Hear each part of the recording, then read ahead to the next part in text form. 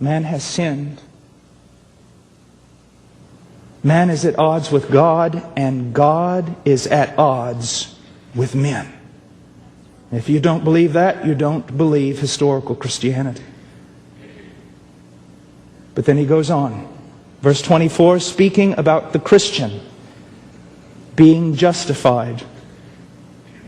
Being justified. Being justified does not mean just as if I'd never sinned. It rhymes, but it just doesn't mean that. Being justified does not mean that the moment a person places saving faith in Jesus Christ, they are made righteous before Him. Because if that were the case, they'd be absolutely perfect. Never to sin again. But to be justified before God is a forensic or legal declaration that God declares that person to be right with Him. Now, how does that happen? He says as a gift by His grace. He's being redundant here. It seems, but with great purpose. It's almost as if he's saying being justified or declared right with God by a gift, as a gift. That it is a gift and nothing but a gift. Now let's look at two things here that are very important. First of all, a study of religions of our day. It's a very, very valuable thing to do. There is a sense in which there are only two religions. Religion of grace and a religion of works. Anyone who claims to a religion of works does not understand two basic things: how holy and just God is, and how sinfully wicked they are. They are blind to those two realities. But I want us to look at something for a moment. Let's just think about this. Justified as a gift. The same word is used when it says they hated Him without a cause. Did anyone ever have a cause for hating the Messiah? Did anyone ever have a cause for hating Christ? Could anyone ever point to Jesus and say, you have done this and that, and therefore I have just cause for hating you? No. Christ never sinned against God or man. But it says that they hated Him without a cause. And in the same way here in this text, he's saying He justified them without a cause. They did not give Him a cause to justify them. It's like when Israel, basically the question is asked, God, why have you chosen Israel in Deuteronomy? Why have you set your love upon Israel? And the answer is a taunt. He says, I've loved you because I loved you. And what he's basically saying is, Israel, the only reason I love you is because I have chose to love you. It has absolutely nothing to do with your virtue or merit. It is all because of me. If you are justified, it has absolutely nothing to do with any virtue or merit in your life. It has all to do with who God is and the saving power of the gospel. When we look at religions, we can see this. You speak to let's just put before us today an interview with an Orthodox Jew, Muslim, and a true Christian. I have to say true Christian because, of course, in America, everyone is Christian. That's why it's so hard to evangelize the Muslims.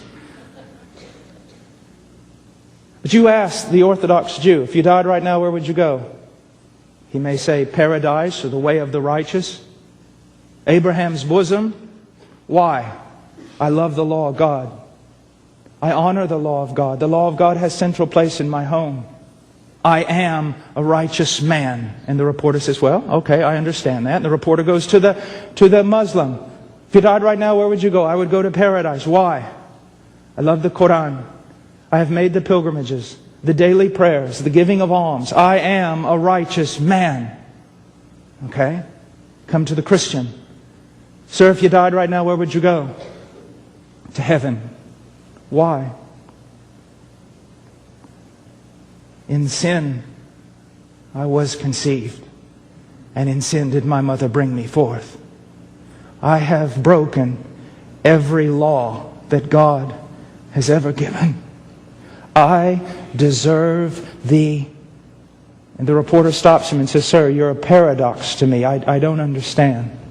These other two gentlemen, I quite understand. They're going to heaven because that's exactly what they deserve. But sir, you're telling me that you're going to heaven, and yet you describe for me in the most horrendous way all the reasons why you should not. Why, sir, are you going to heaven? And the Christian cries out, because I'm going to heaven based upon the virtue and the merit of another, Jesus Christ my Lord. Christ. Making much of Him. Much of Christ. Everything is Christ. Being justified as a gift by His grace through the redemption. I love all sorts of music, but sometimes I have problems with certain Christian music. Problems with my own Christian speech at times. When we begin to use words lightly. Brother, I've been redeemed. What? What? An old Puritan who they said of him that after he would use certain words in Scripture, he would remain silent and his lip would tremble. I have been redeemed. Redemption. A price paid to liberate a captive or a slave. And you were not redeemed with trinkets, blood of silver and blood of goats. You were redeemed by the blood of God's own Son. There is enough truth in that statement to carry you on to glory, if you understand it. Nothing else do I need. That is why I hate preaching that tries to use something other than Jesus Christ to get me to accept salvation. I need no other argument. I need no other plea. Don't tell me He'll heal me. I don't care. Don't tell me He'll give me a fine car or a wonderful home or insurance or my best life now. I don't need it.